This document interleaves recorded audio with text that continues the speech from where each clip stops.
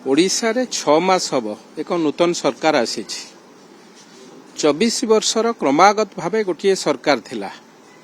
ओडिशार जनजीवन अस्तव्यस्त हो जाते, भ्रष्टाचार चरम सीमार पहुंची थिला। केवल गोटे क्षेत्र में कहबी ना, सबु क्षेत्र में ऑफिसर हुंतु, राजनेता माने हुंतु, कोठी कोठी तल स्तर लोक माने मध्य दुर्नीति रे बुड़ीकी रहुथिले। साधारण लोक त्राही त्राही डाकुथिले। ए परिप्रेक्षी रे साधारण लोकंकर आशीर्वाद रु भारतीय जनता पार्टी सरकार आसी, लोकंकर सरकार।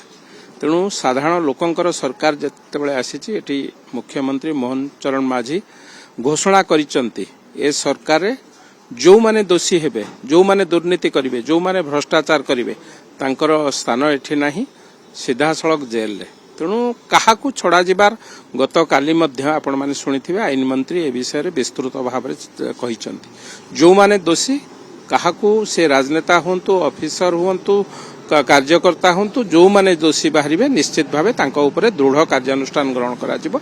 ए कथा गत काली मध्य आईन मंत्री स्पष्ट भावे कहिसंती। निश्चित भावे सरकार एक नुआ नीति घोषणा करिसंती एवं 3100 टंका जेतेबेले धान क्विंटाल पिछा ये सेतबेले आम समस्त ओडिशा चाषी किभली भावे उपकृत हेबे, ओडिशा चाषी लाभवान हेबे, सेथिपई सरकार दृष्टि दौचंती एवं से कथा को निश्चित भावे सरकार पूरा दायित्व को सुचारू रूपे जहाँ घोषणा कर सुचारू रूपे पालन करेंगे।